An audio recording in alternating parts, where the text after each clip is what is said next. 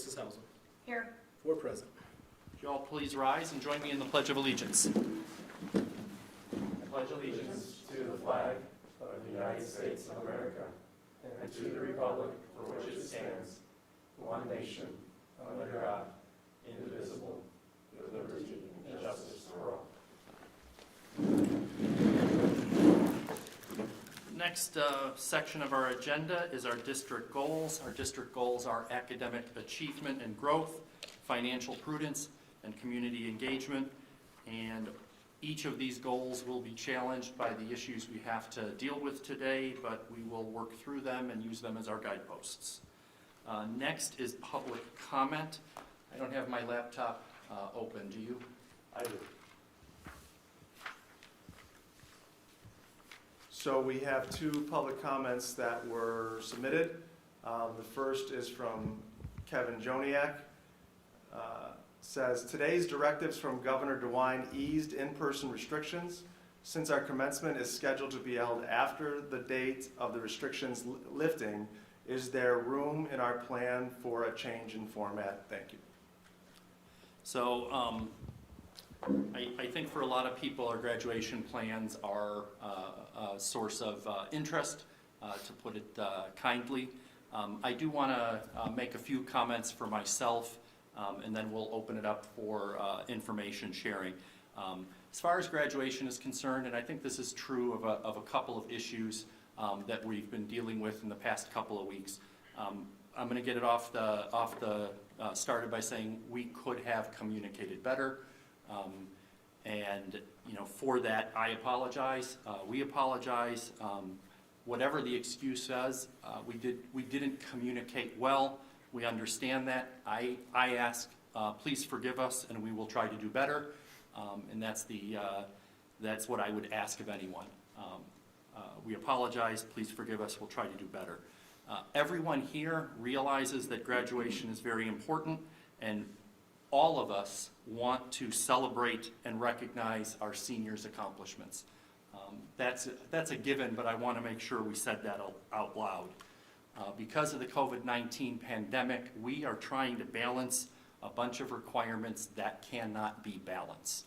On the one hand, we have parents and students who want to have their achievements recognized, and they deserve to have them recognized, and they want to do that in as close to a regular graduation ceremony as possible. We also have parents who are concerned about the coronavirus and have understandable concerns about spreading that disease and unintended consequences. And it's difficult, if not impossible, to balance. We're trying to balance making sure that each student gets the recognition they deserve, and also just the logistics of 470 students. And if we try to recognize them and balance that with the requirements that the County Board of Health has, we cannot balance it. If we recognize them for 10 minutes each, that's close to a 78-hour ceremony. We cannot balance it. We're doing the best we can. With that said, I think it's important to recognize that we need to do 2 things. One, we need to do something now, and we're planning that, and we're trying to do it as well as we can to honor those students as well as we can. And at the same time, we're committed to doing a ceremony to recognize their accomplishments properly in a public session when we can, and we don't know when that is. I would love to be able to say it's going to be in July. I'd love to say it's in August. I or no one, I think, can say when that will be. But as a board, as an administration, as a high school team, we're committed to doing that when we can. If it's 2 years from now and it's just my daughter and Laura's daughter and Cole Joniak, we will have that ceremony and enjoy it and celebrate the accomplishments of our students. The last thing I'm going to ask for is, I think the only way we're going to get through this well is with patience, with kindness, and compassion. And so in all of these situations, whether it's the graduation ceremony, whether it's any of the other recognitions that we're doing for the end of the year, kindergarten graduation is a a tradition of ours. 8th grade, etc. Those are all traditions. Please be patient, please be kind, please be compassionate. And if there are questions, if we're dropping the ball or we're not aware of it, reach out to us and have a positive conversation. Nobody to a person has any malicious intent. It is a stressful time and we will get through it together. With that said, are there any other comments? Or I was going to turn it over to Cameron if you have any specific comments as far as where we're at today with the graduation ceremony. Sure. Any board members have any other comments before I? So I appreciate, Mr. Miko, what you shared, and I think that's the important part for all of us to remember is that we've got a tremendous amount of people that are working tirelessly to make sure that our events for our seniors and all of our kids are the best that they possibly can be. And so if we always assume positive intent, we start in a good framework. And so that's where we're at. We understand that we're in a pandemic and we cannot recreate as much as we want to what a traditional ceremony would be. So what we've done as a district is I have some of my colleagues that are liaisons to the level. So Erin Green, our Director of Curriculum, she's working directly with the elementary principals and preschool to look at what are all the special end-of-year events, ceremonies, awards that are there that we think we can recreate in a virtual situation or a socially distanced situation, and they're working through the nuances of those, and I think I saw some of our principals start communicating what 5th grade promotion or celebration is going to look like. Dan Faust, our communications coordinator, is working with the middle school and looking at those events to see how we can culminate the school year. Jenny has been working with the high school team, and yes, it's been a difficult week for the high school team, but as I'm the person, and Jenny's the person that works with them personally, they have put their heart and soul into doing what's best for the kids, and we understand that not everybody is going to agree with our plan. I live in another school district, and they're doing the plan that many people would hope that we would, and that superintendent is getting just as many complaints or criticisms about that plan. It's just the nature of what it is, and we're going to continue to do what's best for our kids and our community. So in terms of the big senior events, Mr. Collins, our senior class advisor, had a series of virtual conversations with our seniors today. We've been communicating with them so that they're aware. But as we've shared in various communications, we started with an idea of smaller sizes. I know I've been shared the Air Force video numerous times about a socially distanced ceremony with smaller groups of people. Not that our ceremony or our idea completely mimicked that, but that was the idea that we could have smaller groups of students organized by alphabet groups to recognize them with their families in the stadium in a way that we thought can comply with the requirements that the state put out. And as I've shared numerous times, we contacted the Board of Health and they said absolutely not. Even if you socially distance, if you have more than 10 people out of the vehicle or in a space, even if they're 6 feet apart, it's not going to be approved. And so that's where we went back to the drawing board. And I know when you take a look at our ceremony, and I shared it in an email update with our families and our seniors last night, what we are looking at, if you take as much of the traditional commencement ceremony is there, a student is going to have their name read over the speaker. They are going to move across and get their diploma cover like they always would. They are going to get a photo taken that we'll be able to give to the parents. They will be, there'll be a videographer there, Mr. Benson will be there to videotape it, and then they will return to their vehicle, and then we will take all of this footage, we'll take the speeches, we'll take the graduates crossing and getting their diploma, and we'll take all of that and put that together in one comprehensive video and stream that at a later date. We also said, and I just want to reiterate what Richard said, we are committed to having an in-person commencement ceremony for the class of 2020 when we can and how we can. So what we're trying to do is to take a look at all aspects and look at what we can recreate and still say that even on May 31st when we have our ceremonies, we're going to, if it's June, July, August, whatever it is, we're still going to provide a ceremony when we're allowed. In terms of Mr. Joniak's question about the restrictions for the restaurants, it's been difficult to find anything that's been put out publicly that expands or reduces the restrictions to anything else but restaurants.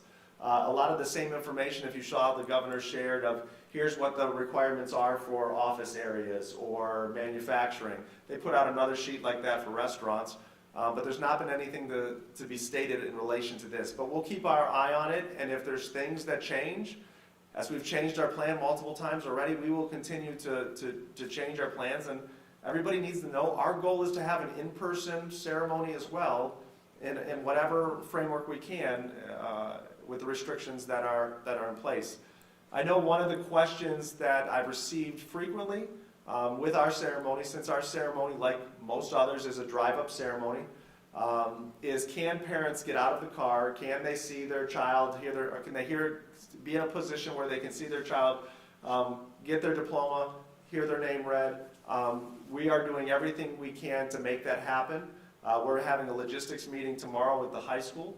As long as we can keep the number in the area where we're having it under 10, it's my goal to afford parents that option. It's not going to be everybody because there has to be limits, but afford parents that option to see their child graduate in a very unique situation. So when we take a look at all of the options out there, I hope people will see our sincere effort to do what's in the best interest of our kids. As Mr. Micko said, we have families that have reached out to us that said, please don't do anything.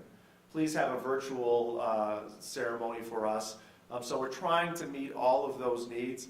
And between the plans that are out there, the only difference between our plan and some other plans is we're not having students walk across the stage.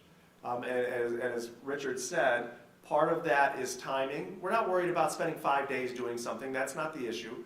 But the way we're set up, it would take a significant amount of time. We would have to take a look at disinfecting door handles, disinfecting railings, things of that nature. So the outside of the event was an evolution from our first idea, addresses a lot of the concerns of an indoor event, and helps provide the most that we possibly can for our seniors in this environment.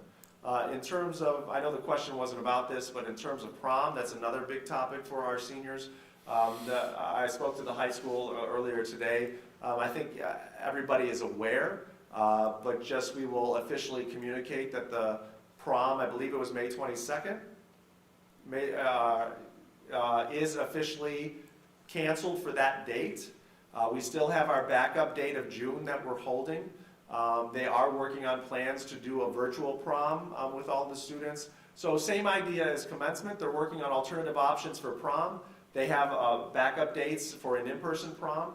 And they're going to look at holding those backup dates as long as we possibly can until it gets to the point where it's just too late. Kids have gone. Hopefully kids can go into the workforce or military or college. But we're going to continue to hold those dates as long as we possibly can. So just again, reverting back to the question, we will continue to get guidance from the Cuyahoga County Board of Health. We'll continue to look for guidance from the state. And if restrictions are reduced, we will change our plans accordingly, if possible, in the time that's allotted. Can I ask a question, Kim? Yeah.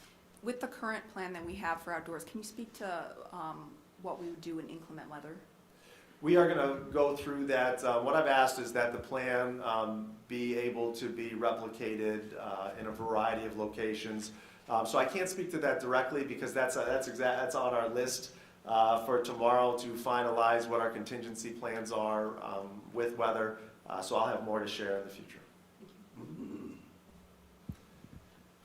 Mr. Micko, we had one more, and it was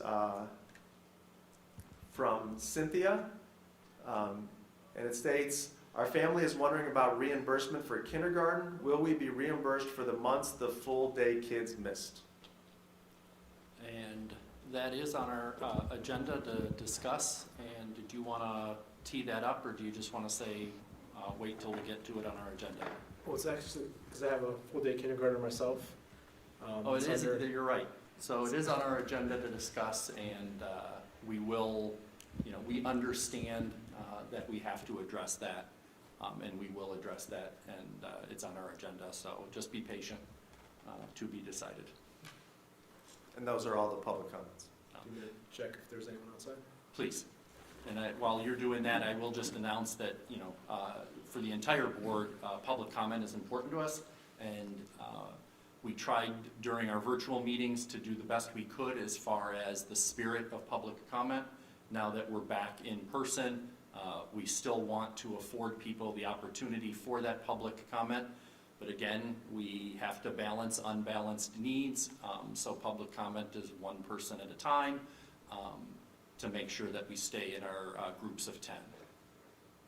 And nobody decided to visit us, which I will take as a sign of that the virtual public comment is working. That completes public comment, and we now move to Treasurer's Report. Mr. Anagnostou. Thank you, Mr. Miko. Before I get into my items on the agenda, I want to address the board and the community about the budget reductions that were announced by the governor earlier this week and how it impacts Strongsville City Schools. As noted and reported earlier this week, the governor announced $775 million in budget reductions of the state operating budget for this fiscal year, which is July 1st, 2019 through June 30th, 2020. Of the $775 million, $300 million was for the school foundation funding formula and $55 million in other educational items. The $300 million reduction in total state funding represents about 3.7% of the total funding for school foundation funding. However, the reductions were not applied equally across the board, meaning school districts received a reduction above 3.7% and others received a reduction below 3.7%. Strongsville received a reduction of 17% reduction, or $1.6 million of our $9.1 million of state foundation funding for this school year. The reduction will occur in the next 2 months of the fiscal year, which is May and June. However, since the reduction is more than the state currently owes us during this period of time, we will need to essentially cut a check to the state, or they will reduce the difference from next year's foundation amounts. It's not exactly clear the methodology that the state used for the reductions. However, the districts, from what was shared, the districts were bucketed into 6 different quintiles by wealth, and a per pupil reduction was applied. The other benchmark that was used, what is the impact to a district's total budget based on fiscal year 19 actual expenditures, which ranged between 0.5% to 3%. For Strongsville, the impact was 2.21% of our fiscal year 19 expenditures. Reductions for next fiscal year beginning July 1 are still unknown at this point. At the May 21st board meeting, legally I will need to present the 5-year forecast, which may include multiple assumptions and scenarios and what if situations due to estimated state funding reductions and impact of property tax collections. That's all I have with the budget reduction. If you had anything. You know, we have been dealing, we have been thinking about this for quite a while now. We knew that with the economic impact of the coronavirus pandemic, we knew that there were going to be negative consequences. We found out earlier in the week that Strongsville will have some extreme negative consequences. We are going to work through them and do the best we can for our students and our taxpayers. And you know, we are in, you know, it almost becomes trite to say we are in unprecedented times. The good news is because financial prudence has always been a goal of ours and a benchmark of ours, we are in a position that we have tools available to deal with this. Finding out, you know, the governor, I listened to him very closely during all of his press conferences for the past week, and he's talked about how the school districts and other public entities need predictability. So I'm taking him at his word that if there are cuts for the last 2 months of this fiscal year, I'm assuming there will be cuts for the next fiscal year, and we will weather this storm as well as we can. But I've been sharing with my fellow board members, we've been discussing this. We do need to plan on it, but it is better that we plan today. You know, it sounds almost childish, but it is easier to cut $10 over 2 years than it is to cut $20 at once. So we will be financially prudent, and we will work through those decisions. Although we have these cuts, we still have not found out about how the CARES Act is going to affect us. There is discussion about some of those funds. So we need to make those decisions and work through them and do what's best, like I said, for our students and our taxpayers. Anyone else have any other questions or comments? Mr. Mitchell, I could actually share the CARES Act amount. So the state did release allocations. Strong's will receive about $371,000, and that's all they've given notice so far is the allocation. With these types of funds, there's an application process with the federal funds and how you're going to use those within a certain parameters. That application and the parameters are yet to be released by the Ohio Department of Education, and it should be within the next 2 weeks from what they've told us today. Moving on with the agenda, item A, student fees for the secondary, which is the middle school and the high school.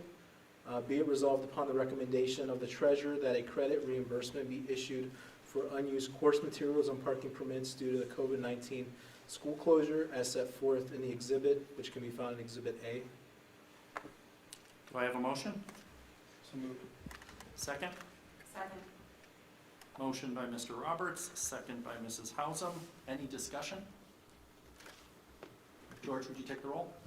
Mr. Roberts, Yes. Mrs. Hausen, Yes. Mrs. Bissell, Yes. Mr. Miko. Yes. Motion passes. Item B, field trip and other academic club activities. Be it resolved upon the recommendation of the treasurer that a credit reimbursement be issued for the cancellation of any field trip and student activity events due to the COVID-19 school closure. Do I have a motion? So moved. Second? Second. Motion by Mr. Roberts, second by Mrs. Hausum. Any discussion? No. We will have some discussion and comment at the last one, but let's go through these and then we can talk about them. Please take the roll. Mr. Roberts, Yes. Mrs. Hausen, Yes. Mrs. Bissell, Yes. Mr. Miko. Yes.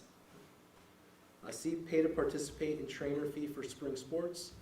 Be it resolved upon the recommendation of the treasurer that a credit reimbursement be issued for student athlete pay to participate fees and trainer fees when applicable as a result of the cancellation of spring sports season due to the COVID-19 school closure. Do I have a motion? So moved. Second? Second. Trying to keep me on my toes. Motion by Mrs. Hausum, second by Mr. Roberts. Any discussion? The one thing I'll add, when I said the trainer fees when applicable, it's only if a student athlete the spring sport was their only sport. With trainer fees, it's a one-time fee which covers you for all your sports. So if you played a fall or winter sport and already paid the trainer fee, that's not reimbursable. It's only if your first sport of the year is a spring sport. So what we will discuss is that all of these, we had been discussing a framework and a rationale. We started with if there were fees that, because we didn't have the class, we didn't have the sport, we didn't have the activity, it would not be appropriate or proper for us to keep those fees. So then we had some discussion on making sure that we treat all of these with the same methodology. And George, you want to discuss a little bit about how we came to some of the conclusions on those fees? Yeah, so with the secondary fees, we looked at exactly what you said, what wasn't used. So starting at the middle school, there are some courses that are semester course, an annual course, and a quarter course. For the quarter course, such as PE, and some of the art class, I think 6th grade, and other courses, they paid for the fee at the beginning of the year, and they never had the class because fourth quarter, school was canceled due to the closure before the fourth quarter. Other fees at the secondary, there are lab fees, and a lot of the labs take place after the testing, which is in the fourth quarter. So we worked with the teachers to see what percentage of what the students paid for the materials, what was used by the students prior to the shutdown, and what was planned to be used after the shutdown, and got a percentage of those fees, which was applied in the Exhibit A for item A. The field trip and other club activities, it was for field trips that were planned. Students pay for the cost of the field trips, and it flows through an account. We were able to cancel all the field trips and no costs were incurred, so it's refunding any field trips for those amounts, and it's at all levels, from the elementary level to the secondary, and any other academic club activities such as the DECA. DECA had states the week of, I think, the closure, and that one was actually paid for before because it was happening that week, but the Ohio State DECA is reimbursing the school districts, and that will be passed down to the students as well. And then the pay to participate, that was for the spring sports, 2 weeks into the sports, and then it was canceled. So, and that for the sports, some sports collected, others did not. So it would be just the ones that didn't just be waiving, and then the ones that did, we credit back to the student's account. And then, although we're still on item C, we haven't voted for it. Should I jump to D for the preschool, Mr. Rico? Just talk about the I was methodology. going to say, I wanted to deal with all the fees, and then the preschool, same framework, Okay. but it's a different, a slightly different topic. Okay. Of course, this is discussion. Double check that we're crediting these back to the children's pay school accounts. So they'll be credited, so I just go over the whole process. Okay, So it'll be credited to their Power School account. Power School, thank you. So our first priority is the graduating seniors.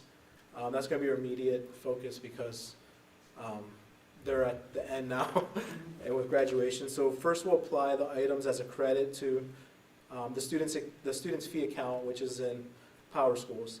And if the student has any outstanding fees, then the credit will be applied against those fees. If there's still a credit balance, we will look to see if a student has any siblings with an outstanding balance, and if so, the credit will be applied against the sibling's outstanding balance. If there's still a credit balance, the credit will be carried forward with a sibling to next year and applied to next year's fees. If a student is a senior and has a credit balance with no younger siblings, then the family can apply for a refund up to a time frame. We'll put a sunset on it, whether 6 months is a good number, or we can determine what a good estimate is after we finalize all the credits. The same process will apply for non-seniors, as the credits will be applied against any outstanding fees for the students or any siblings. If there is still a credit balance, the credit will be carried into next school year and subsequent years and applied against the next year's fees. If a family does not wish to carry forward their credit balance, the family can apply for a refund. Once all the credits are applied, the Treasurer's Office will send communication to notify the families. At that point, the Treasurer's Office will post a request to refund form on the website. That form will need to be completed along with payment instructions such as ACH or a proper mailing address for the check, and submitted to the Treasurer's Office. And then lastly, we would request patience, as this is a manual process and it's going to take us some time. Additionally, for the high school, find-up credits will not be applied until all the book collection periods are complete. For the seniors is May 15th, and for the underclassmen is May 26th and May 27th. So the one thing we ask, just bear patience. It can be a manual process, and we weren't able to start it yet because the board hasn't approved them, and once we start it, they're live in the account. So it's going to be, it'll take us time, but once they're in, we'll send communication notifying everyone that they're in. You can check your Power Schools account, and then if you don't wish to carry it forward, you can fill out the form to our office and we'll process a refund.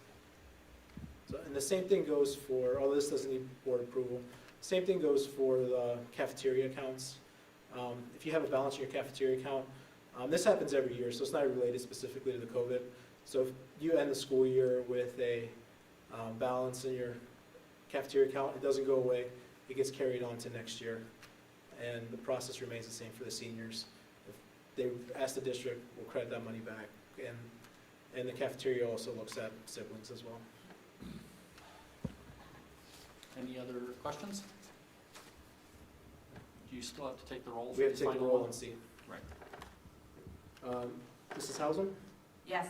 Mr. Roberts, Yes. Mrs. Bissell, Yes. and Mr. Grove, Mr. Miko. Yes. Motion passes. And lastly, preschool tuition.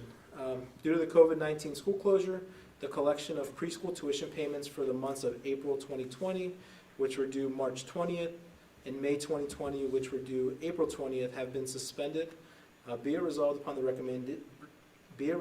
recommendation of the treasurer that the suspended monthly tuition of $140 for the month of April 2020 be waived. Be it further resolved that the suspended monthly tuition of $140 for the month of May 2020 be reinstated and added to the student's fee account as remote learning and engagement has been provided. So what we did with the preschool tuition, we looked at the remaining months. There's 2 months remaining. There was engagement and instruction provided. Was it the same as they were in school? No. We looked at the amount of time and and we benchmarked it. Since they received the instruction, 2 months left, we thought it was fair that we waive 1 month, and since the service was provided, we have the other month, so it's of the remaining balance of $280, that 50% of it be waived. And overall, the payment is paid over 9 months, waiving 1/9 of it is 11%. Do I have a motion? So moved. Second? Second. Motion by Mr. Roberts, second by Mrs. Hausum. Any other discussion? Again, I want to highlight our idea was to be reasonable, to be fair, and to have a consistent methodology or a consistent way of determining whether fees should be refunded or not.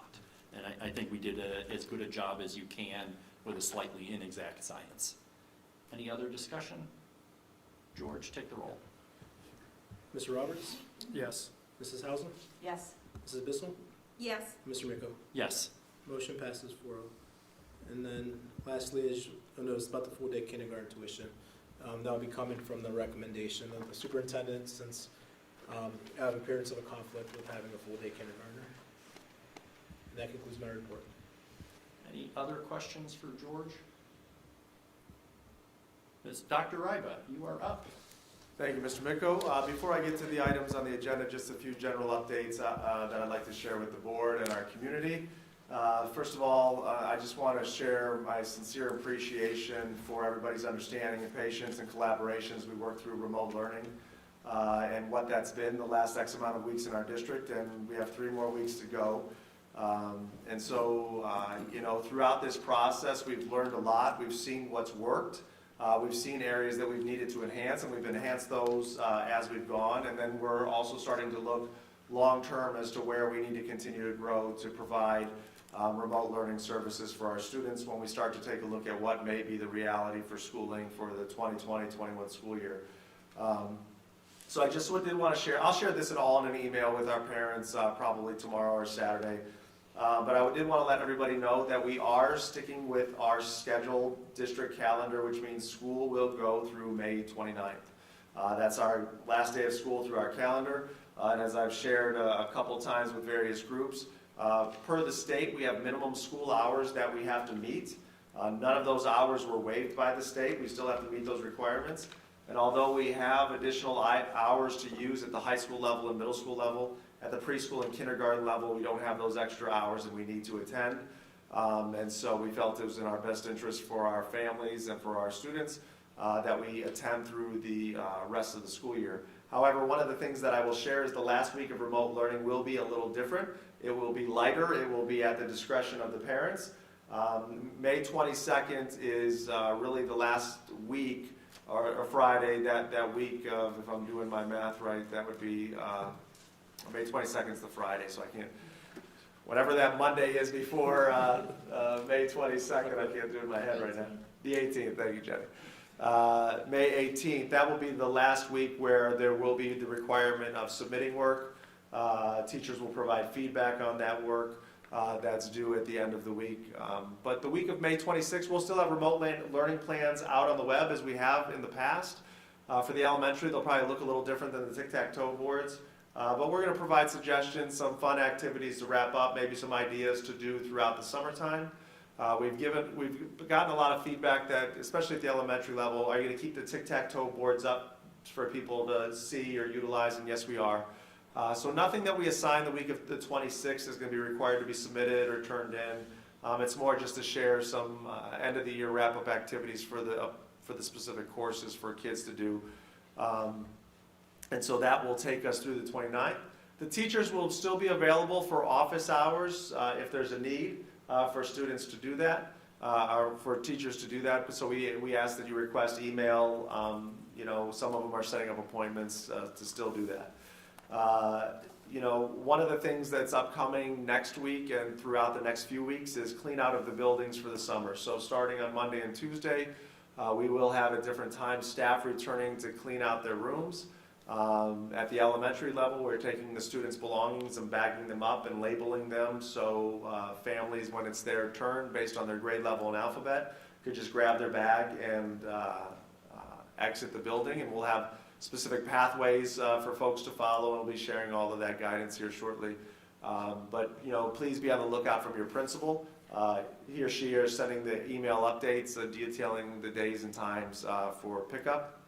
And the high school and middle school will have different opportunities, and students will come and clean out their locker.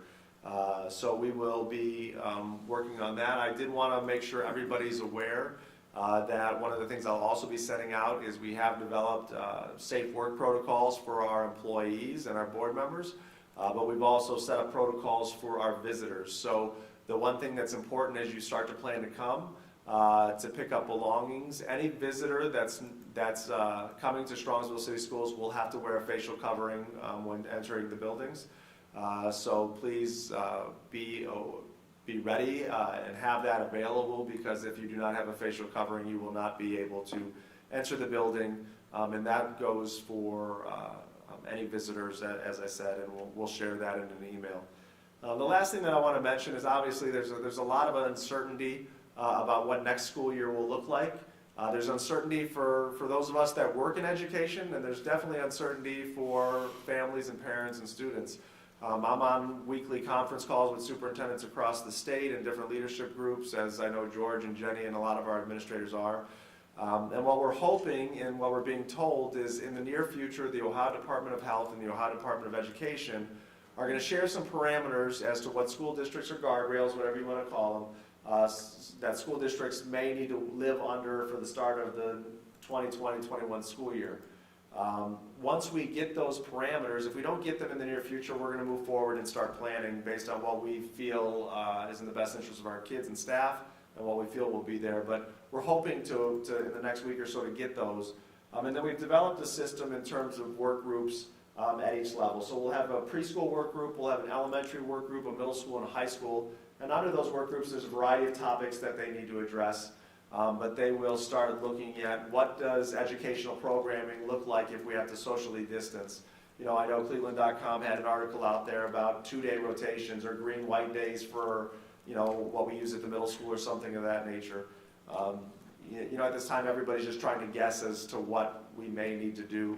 But we do have a plan in place to develop that. It will be a group comprised of a cross-section of staff and parents. And so we'll be working on that, and we hope to have those groups solidified before the end of May. And most importantly today, I had a virtual meeting with my student advisory group. So, you know, I've spent a lot the last, however long it's been, month and a half, 2 months, talking a lot to adults and hearing the feedback of adults. And although it's a small group of 2 students from 6th grade on up to 12th grade, it was wonderful to get their feedback as to what's working, what's not working, and what their suggestions were to improve. So Mr. Faust and I were on the virtual meeting with them today, and we took those notes down. And the good news is that our students are appreciative and had a good feel overall for what we're doing, but had some good pointed feedback about how we can make it better moving forward, which we will. So then moving on to the agenda items, unless there's any questions on the topics I just brought up there. All right. As with George, all of my topics under my report are resolutions related to the closure that we either need to suspend board policy and adopt new rules for this closure, or just adopt procedures that need to be implemented for the closure. So As I say that, the first one is a little outside of all the closures. This is just a one that we have to approve in a certain time frame from the state. So that has to do with paper testing for third graders. So the state gave an option a few years ago to move to paper testing instead of computer-based testing for third grade only. We'd done computer-based testing for a while.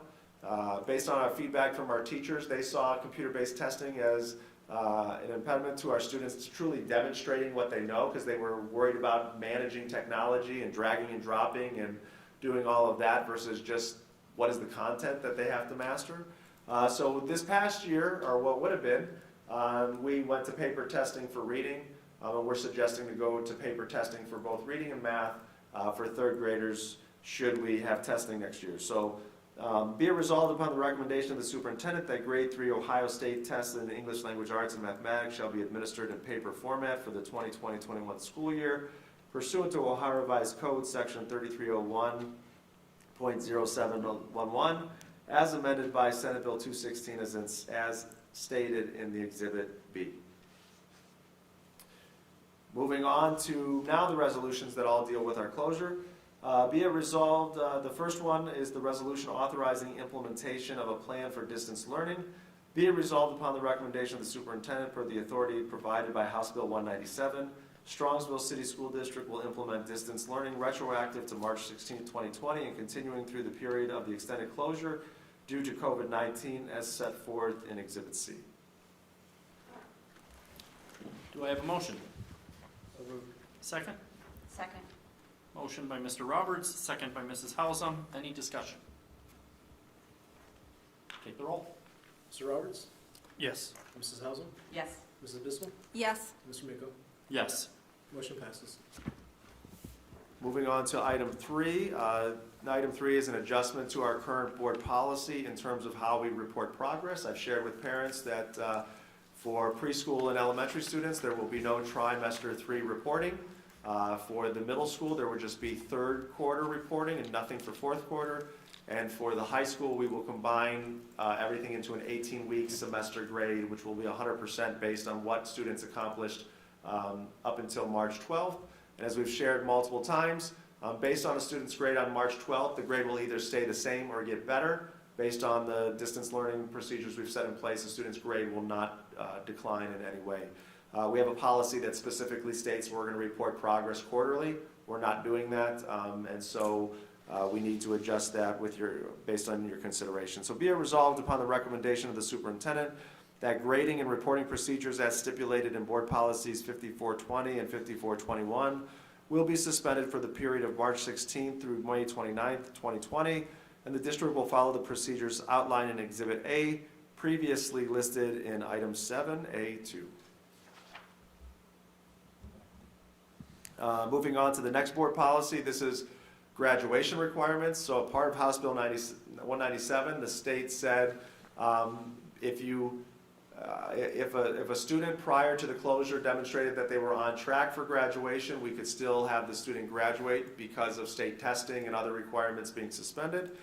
So the procedure that we came up with for Strongsville High School is that you have to meet our course requirement that's in the board policy. You have to take the specific courses by graduation, which we said what you had to take, because all students had the opportunity to do that prior to the closure, and you had to earn 22 credit hours, which is also in our board policy, because all students had the opportunity to participate in 22 credit hours prior to the closure. So be it resolved upon the recommendation of the superintendent that per the authority provided by House Bill 197, students enrolled in 12th grade during the 1920 school year at Strongsville High School shall earn a high school diploma with the successful completion of all required courses and credit hours per board policy 5460 and show adequate completion of required remote learning work from April 20th through May 29th, 2020.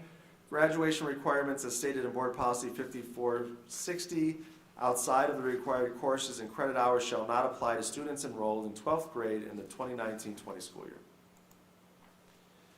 Continuing on, the other thing that we have to address is how are we going to deal with evaluations.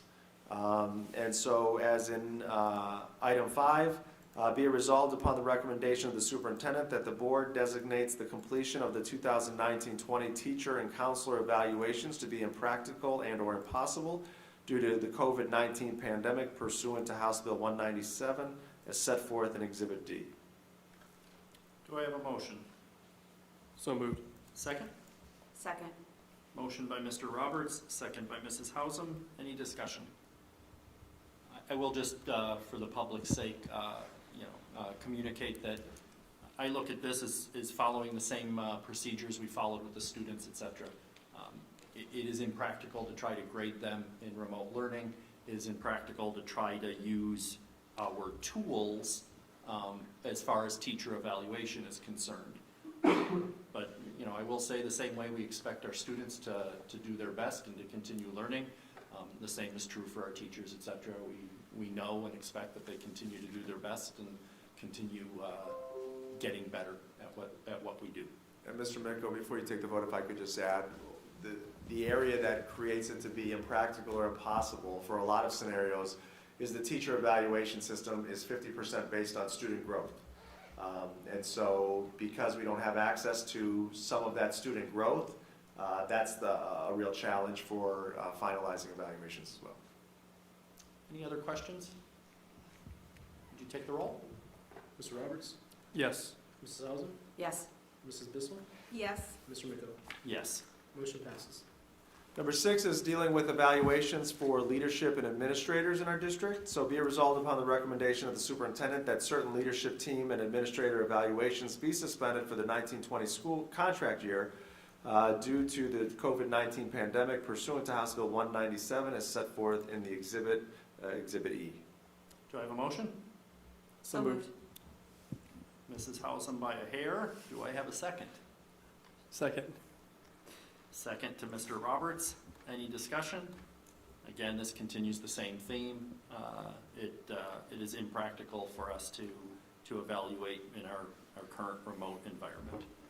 Mr. Anagnoscu. Mr. Roberts? Or I'm sorry, Mrs. Hausum? Yes. Now Mr. Roberts? Yes. Mrs. Bissell?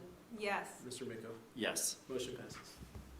And then I'm going to jump in on number 7. This is on the agenda. It's full-day kindergarten tuition reimbursement. We're going to table that. It is very important to us that all of our votes follow proper parliamentary procedure because we don't want anyone coming back and invalidating them. And we just got to make sure that everybody is allowed to vote and can vote, so we're just going to table it. I will say that as far as full-day kindergarten tuition reimbursement is concerned, we're going to apply the same rubric or design that we've applied with all of our other reimbursements, but we need to double check that we do this properly, and we'll bring it back on the next agenda in May 21st. Thank you. Any questions? So that one is tabled. Cameron? That concludes my portion of it. I'm going to turn it over to our Assistant Superintendent, Jenny Pelko, for the Human Resource Report. Thank you, Dr. Riva. Good evening, everybody. Under Human Resources, I have the following items for your consideration. Under B1, we have the resignation of a non-certificated staff member. Under B2, appointments for certificated staff members. An appointment for a certificated supplemental contract. Under B3, we have the appointment of a certificated supplemental contract prorated, and this one does require a vote. Number 3, be it resolved upon the recommendation of the superintendent, Melissa Kelly be hired as head football cheerleading coach for the 2020-2021 school year based upon receipt of clear FBI BCI background check, fundamentals of coaching, concussion certificate, etc. Be it further resolved that this limited contract be non-renewed for the 2021-2022 school year, and that to comply with Ohio Revised Code, the required written notification to non-renew be included in the limited contract. Salary to be prorated. Do I have a motion? So moved. Second? Second. Any discussion? Hearing none, please take the roll. Mrs. Hausum? No. Mr. Roberts? No. Mrs. Bissell? No. Mr. Miko? No. Motion does not pass. With that, that concludes the superintendent's report. With regard to the appointments, I do want to make a few comments and questions. Mr. Coach Sapara is not here with us because we're at our limit, but we're excited to have him on board for the basketball coach, and we look forward to welcoming him and recognizing him when we can at a future date. But there are a couple of new appointments and new hires, and I just wanted to discuss with the community that we recognize that we got some bad news, financial news this week, and that we have a 1.6 million cut coming down the road, et cetera. If we were a private industry, they would probably call it a hiring freeze or what have you. But I do want to communicate to the public that, you know, we have a temporary, I don't want to call it a temporary hiring freeze. We kept these appointments on the agenda because they were in process. We made offers to these people, and we want to make sure we honor that and continue to have that good reputation that when we make an offer, we consider it and continue it. But it would be impractical or inappropriate for us not to acknowledge that we do have some serious financial issues that we're going to have to work through. And while we're working through that, we will have, you know, temporary on hold for that new hiring while we figure out what we're going to do. At the end of the day, we're a school. Our biggest resource, our biggest asset, our biggest expense is the people in that school. And so it's only prudent that we take a pause on that, work through it, and do what's in the best interest of our students. Any other comments or questions on that issue? Hearing none. Consent calendar. Action by the Board of Education and adoption of the consent calendar at this point of the agenda means that all items appearing in this agenda with asterisks, which items constitute the consent calendar, are adopted by one single motion unless a member of the board or the superintendent requests otherwise.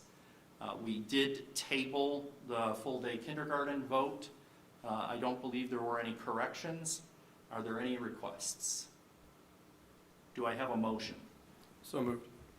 Second? Second. Motion by Mr. Roberts, second by Mrs. Hausum. Any discussion? Take the roll. Mr. Roberts? Yes. Mrs. Hausum? Yes. Mrs. Bissell? Yes. Mr. Miko? Yes. Motion passes. Board of Education, other. Why don't we start with Michelle? I don't have anything today. Laura? Nothing to report. Seth? I'm just happy to see everybody. It is good to be back in person. It goes without saying that we are in interesting times. We all have our families, we all have our roles, but we appreciate everybody and coming together and working through these the challenges that we're going to face. We'll work through them well. You know, we're all watching what the city's going through. We know that obviously they have their challenges, and we're following that, and we're going to work together with the city and ourselves. You know, I will share, like everything else, we're working and making the decisions and making the best decisions we can with the information we have. You know, we've all heard the governor talk about distancing when school comes back and splitting days, et cetera. None of us know how that's going to work out right now. None of us know what is ultimately going to be decided. What we can share with you as a board and as an administrative team that will work through those decisions. We'll make the best decisions we can and do what we can to continue educating the students of Strongsville now and well into the future. But we do have a lot on our plate right now, as I'm sure we all do personally and in the schools. So let's all work together and like I said, with patience, kindness, and compassion, we will get through this. I will say I'm thrilled that the governor is allowing barbers to get back to work in the next 2 or 3 weeks. I will be first in line. Any other comments? Hearing none. We do have reason for executive session. Do you have our list? I do. To consider the employment of a public employee or official, to consider the investigation of complaints against a public employee, to confer with an attorney for the Board of Education concerning disputes involving the board that are subject to pending or imminent court action, to prepare for and review negotiations or bargaining sessions with public employees, and to consider matters required to be kept confidential by federal law or regulations or state statutes. Do I have a motion? So moved. Second? Second. Motion by Mr. Roberts, second by Mrs. Hausum. Any discussion? Hearing none, would you take the roll? Mr. Roberts? Yes. Mrs. Hausum? Yes. Mrs. Bissell? Yes. Mr. Miko? Yes. We will enter into executive session at 7:58. We have no reason to have any public meeting afterwards. Please, everyone, I've been saying this at work, and I'll say it publicly, stay safe, stay healthy, and stay sane. And I think number 3 might be the hardest one right now. We'll see you in 2 weeks. And I can't do it yet. I just wanted to. Have a good evening. Thank you very much.